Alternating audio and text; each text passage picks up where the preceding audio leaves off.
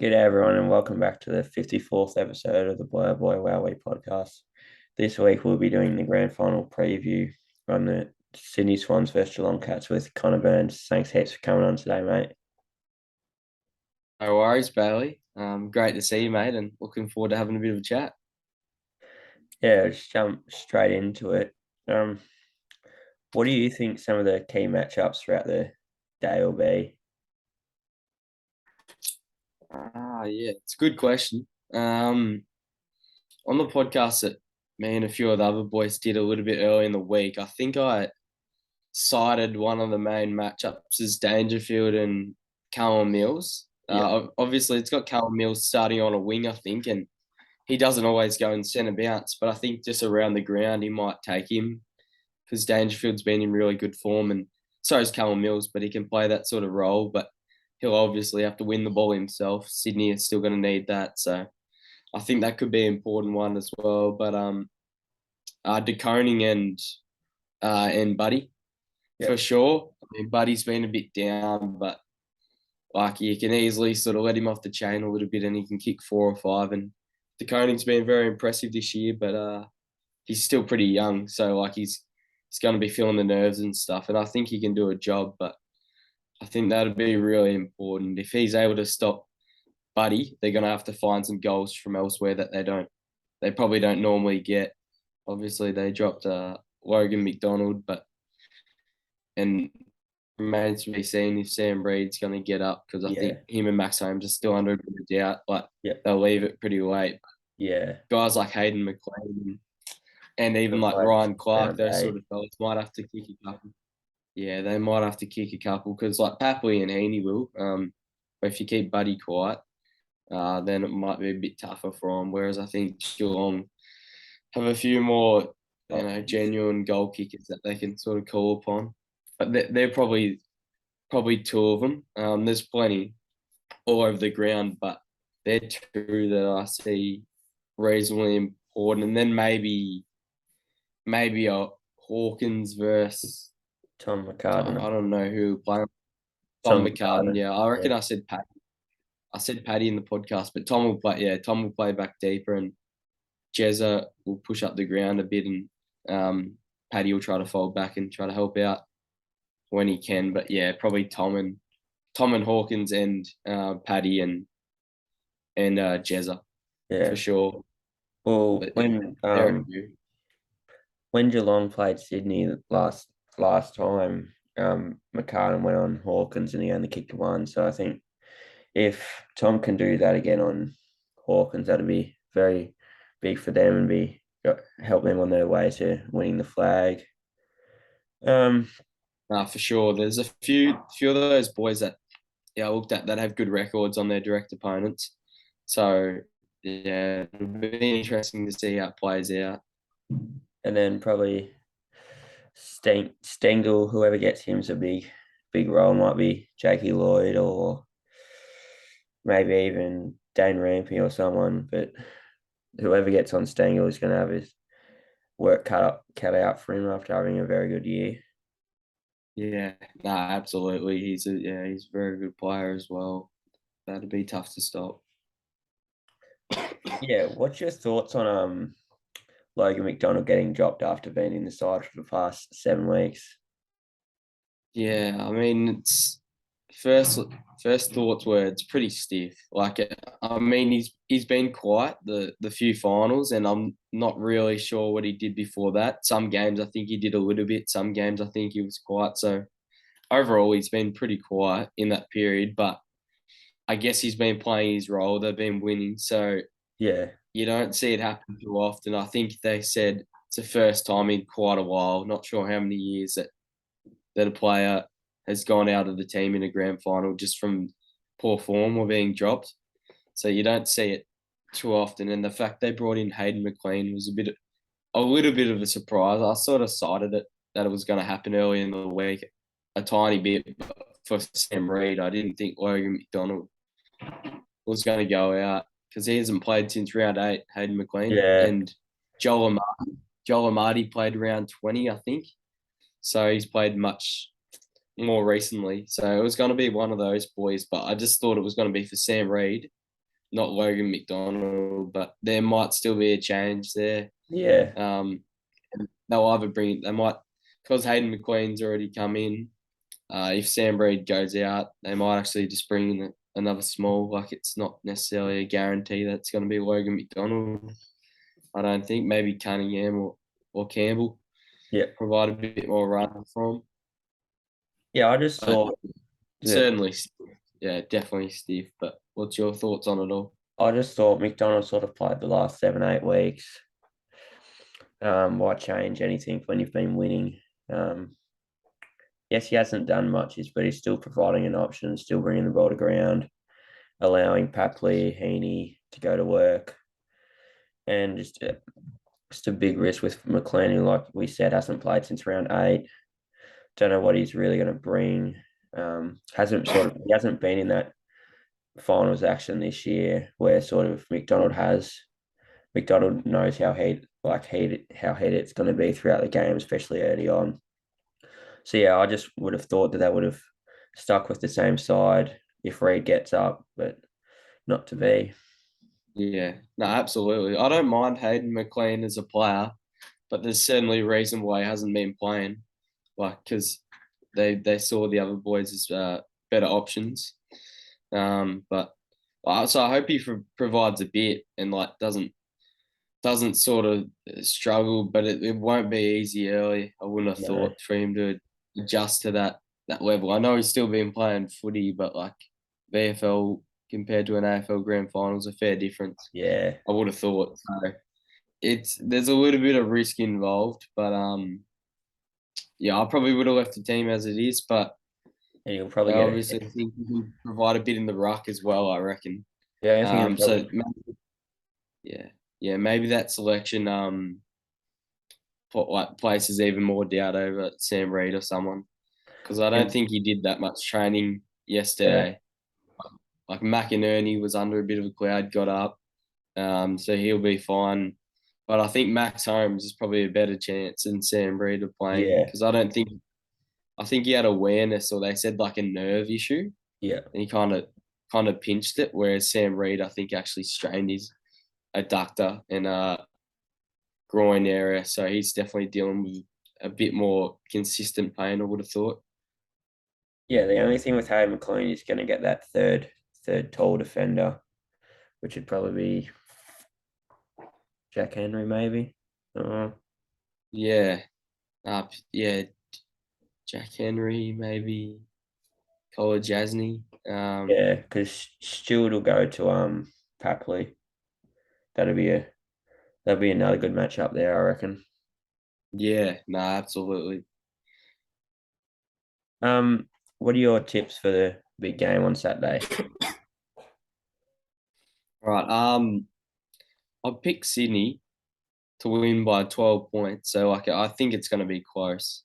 Uh, Geelong are obviously favourites, and there's maybe a little bit in the tip. I want Sydney to win, but I still have I still have belief in them, like belief in them. If they play well enough, they're gonna have to play very well. But if they play well enough, I think they're capable, and I'd like to see them win as well. So 12 points, and then do you want like a Norm Smith medalist and first goal kicker?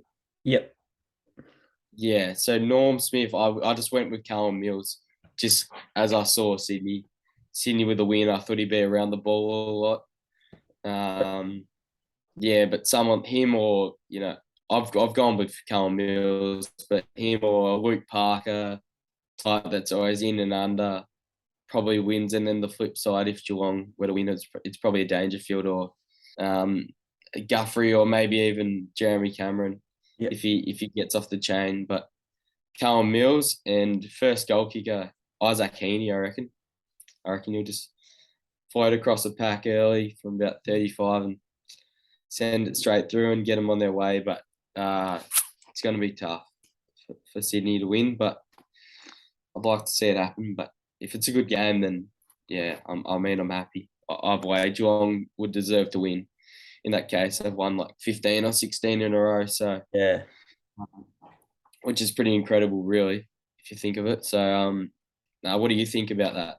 Um, I've I've got Isaac Henny for the Norm Smith. I just think he's going to have a big day, have about 20 touches and kick about 4 or 5, I reckon. Sort of Yeah, prime for the big games. Really comes out. I've got Sydney winning it by 15 points. I yeah, know Geelong have won 14, 15 in a row, or whatever it is. But I just think Sydney sort of their run towards the finals ever since they met Melbourne. It's just, I feel like they've been playing the best footy out of anyone in the comp. They're so well rounded. They don't really have that out and out superstar like Geelong do with like a Cameron or a Hawkins, but they're just so well rounded around the board that every position is just a very handy player that just knows what their role is. So yeah. yeah, I've got That's Sydney to awesome. win it, and first goal scorer I'm going Jeremy Cameron. Yeah, nah, fair enough. I think that a few of the lads on our podcast said Jeremy Cameron. He's kicked the first goal in a grand final before, and we jokingly said it didn't work out too well after that in 2019. But nah, for sure he could do it. But we thought along similar lines, I guess there. Um, should should be a really good game, and we look forward to it. Yeah, now sort of moving on from the grand final. What's your opinion on the Hawthorn situation at the minute? Yeah, so I'm not sure when it might have come out Wednesday morning, Tuesday night, somewhere around there. I didn't really see it until we did the podcast on Wednesday, so we didn't really say too much about it because it's still sort of a developing story. But Yeah. they're obviously pretty shocking allegations, Oh yeah. uh, and like you wouldn't you would have never thought Clarkson or Fagan could be involved No. uh in something like this, and they've denied it. Like they've said, categorically um, that they didn't sort of do anything wrong and any of that thing. But I'd like to think they didn't, but I have doubts over it because you find it hard to believe that someone could even think to make those things up, and Yeah. when you do an external review and report of it all, you find it hard to believe that that stuff didn't take place because it doesn't just come out of nowhere, No. those sort of allegations because they're pretty serious, and you hope that um not nothing to that extent happened, but I tend to think that it probably did.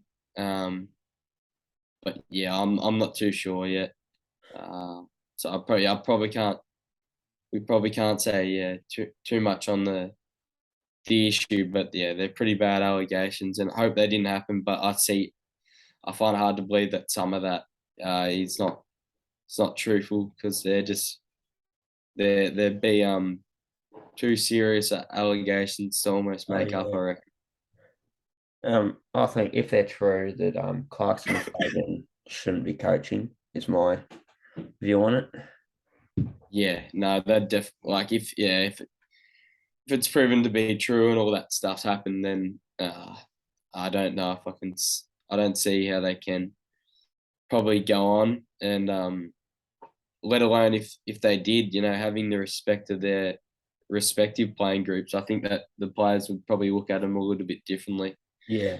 in a way, and the organisations that they've come from. But yeah, I mean, yeah, if it's true, it wasn't just them. There was Yeah. other club staff and etc. involved. But yeah, I find it their jobs will be pretty hard to keep if it turns out to be true. But I don't know how long that will take to be proven wrong or right. But yeah, Yeah. it'll probably pan out over the next few weeks and months. I'd say like it probably needs a fair looking into. I don't think next week they'll find out what happened. I think it'll Yeah. be a while down the track. But yeah, no, I was pretty shocked when I heard it. But I didn't jump straight to conclusions with it because yeah, you just never know. Yeah. You used to know. Yeah, Um, moving on to some trade and free agency.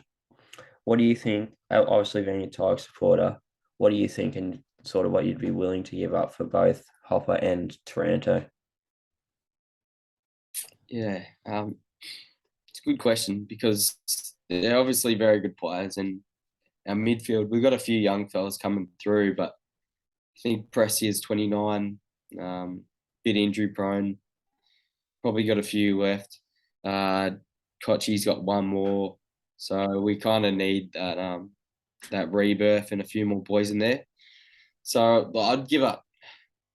I don't know what they're saying. Are they saying a First, couple first rounders and couple first rounders for each, or are they saying couple first rounders and then I think it's someone else to I go? think it's a couple first rounders for both of them, but then Jack Graham come out yesterday and said that he'd be open to a trade, so maybe he gets thrown into the mix.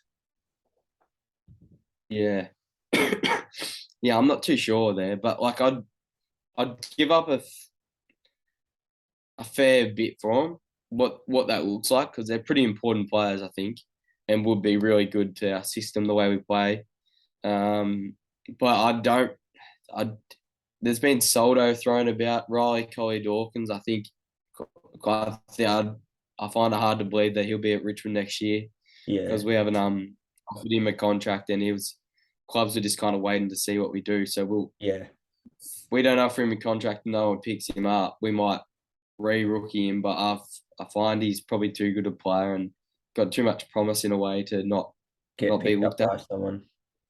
Um, but yeah, I don't really want to lose Jack Graham because he won't be the starting midfielder like with those boys coming in. So I understand his thought process. I don't know if he's well, they said open to a trade. I Yeah, don't know if open he to a said that or trade. what really happened. But I think first and foremost he'd want to stay, and we probably want to keep him. Because yeah, he's actually pretty important with his sort of pressure acts and his running ability and Just what he knows his does. role. Whether he could play a slightly different role, or I'd still find that they'd fit him in there. We'd get him in the midfield. I think he's too important, to not sort of have in your side. But if a different club gets him, if he goes somewhere else, then I'd say we'd get decent compensation for him, which would be good. But I'd love to see him stay. I really like Jack Graham and what he's done since he's come in, and yeah, just some of the acts that he did in that 2019 prelim when Yeah, he dislocated his shoulder and kept playing on, and then it's almost forgotten about for that when he helped us get there. And those sort of things. He's just really hard at the ball, weighs a lot of tackles, and does all the team things really that have made us be good. Like he kind of epitomizes the role playing that Richmond have had over sort of the last 5 or 6 years to be successful. But I'd give up plenty for Hopper and Toronto, but it's a bit of there's a bit of a mixture there. You don't want to lose Jack Graham, but if you give up plenty, you might have to. Or, yeah, so it's interesting. There's a lot of trade talk going around with a lot of clubs, and it almost seems there always is, but it almost seems like there's more this year almost. So it'll be interesting how it all plays out. But yeah, we'll just see on that one. yeah, it'd be interesting to see what sort of goes on there. Also with Jackson, I think Melbourne are asking for two top 10 picks, which I know Jackson's going to be a good footballer, but you're not going to get two top 10 picks for him, I don't think. Uh, No, no, I don't think they'll. Yeah, I don't think that give it up, Freo. But they're on West Coast. so yeah, you might end up staying. Like there's been those sort of situations where I think they said Roy Lobb, you're not going, mate. You've got Yeah, a year Freo left. already said Already that already losing a few. yeah, Yeah. because Logue requested the trade, they said no, you're staying. So, well, Yeah, I find that situation a little bit bizarre with Fremantle because they had 6 or 7 blokes reportedly that wanted to get out, and you almost wonder why in a way. yeah, it's been Like that interesting. they had a good they had a good year and made finals, weren't too far off top four, and they've still got a lot of work to do if they're gonna get close to They winning the got the youth premiership. there, so But yeah, you don't see that happen very often. Team that's emerging and it's got a clear direction forward. People wanting out. So I think a few might have been underpaid for what they obviously thought they were on. I think that maybe that's what it boils down to more than anything. Because Logue's not Victorian. no, he's Western I'm sure. Australian, I think. Yeah. And for So him, yeah. want to leave home and sort of Yeah. Who else? Someone else just requested a trade the other day. Blake Acres. North. Blake Acres was one of them Carlton. was I think Acres was Carlton, I think. Yeah, and then Rest one, someone else just requested one to North as well. yeah, Can't think, of it. But Logue he was weighing up Richmond or North Melbourne, and he picked yeah, North Melbourne. yeah. It's interesting, I reckon, a little bit because he's not a forward. I don't know if I'd really want him, but He's a good backman though. he's not a forward, but like he probably has the ability to eventually play forward, and there's a position that could open up in the next year or two with Richmond there, and even down back as well. Like when Tarrant goes, Gibcus is not necessarily just going to be that Yeah, one that's right there. They're hoping to, so he would add options at Richmond, but I guess I understand North in a way because he's he'll gonna get he'll get get a game and be able yeah. to work on his craft a bit and maybe sort of if he shows enough, he'll be playing the next week. Whereas, if he shows a bit for Richmond, he might not be that sort of thing. But it's interesting with all the trades, and it seems like a lot of multiple players from the one club are wanting out. It's not just one here, one there from different clubs. A lot of players. So it'll be a pretty jam packed trade period. Look forward to it, and I think we'll see how it goes, but it'll certainly be interesting. What's your thoughts on the Brownlow last Sunday with it being probably one of the closest counts in recent history? Yeah, it was very exciting to watch. Um, Cripps, I must admit, I didn't think he was going to win it. I knew No, he had a really good first half, but I thought he played some great games in the second half of the they year. just didn't Don't get get the me wins on wrong, the board. but yeah, and yeah, especially them losing that last four, and he definitely dropped off a bit second half. So I didn't think he was going to get there. And Clayton Oliver was like, he was 18 or 20 votes like reasonably early on, and then just didn't really get many after that. So I thought he'd get more closer to 30. I thought he was probably as good a chance as anyone. Like I probably think he's the best player in the game, Yeah, Clayton Oliver. It's just the players around him have taken the votes off him a votes off little him bit. like the tracker. Yeah, but I definitely think he should have got because he got 25, Petrarca got 24. I think he should have got closer to 30. Petrarca should have got 15 or 16. Yeah, Really, I didn't think Petrarca should have made All Australian. And I thought, yeah, Clayton Oliver had a much better year, so that was interesting. It was good to see Took and Brayshaw up there. Took Miller and Andrew Brayshaw. Well, they were always a chance, but yeah, Took, I mean, just missed out really. probably just Um, didn't have enough wins there with Gold Coast was his only hiccup. yeah, they win a couple more and he's on. So and Lockie Neal, I did pick him to win, but I wasn't disappointed to see him lose. Like it would have been good for him to win too, for sure. But to have a new Brownlow medalist was good. So I didn't mind Cripps, but there's a lot of controversy with the Yeah, suspension. Should he got suspended? Look, he probably should have got upheld. I reckon. The suspension, and then he wouldn't have been able to play that game, and it wouldn't have mattered anyway because he'd suspended, so he's yeah. ineligible. So yeah, there's a little bit of drama there, but I'm sort of happy for Cripps in a way. He hasn't had much success as a team. He has individually, but he it wouldn't be quite as fulfilling as winning a Brownlow medal. And hopefully, team success isn't far away for him. But it was an exciting count, really exciting. And I thought Jeremy Cameron, Callum Mills, and Dion Prestia were in the top 10, and that was it was good to see. Good reward for those blokes that weren't necessarily talked about that much, just getting high Brownlow votes, especially Jeremy Cameron being a genuine centre half forward to get 19 votes shows how good a year he's had. Yeah, with Prestia, he got it like missed out on a fair few games this year as well. So for him to poll as much as he did was obviously caps off a very good year for him. Yeah, no, he was really good this year, and like you said, missed a few games, so could have even been more. That's everything we've got. Connor, thanks heaps again for coming on for a chat. And no worries at all. Thanks for having me, and yeah, no, it's good to have a bit of chat, and hopefully you enjoy the weekend of footy.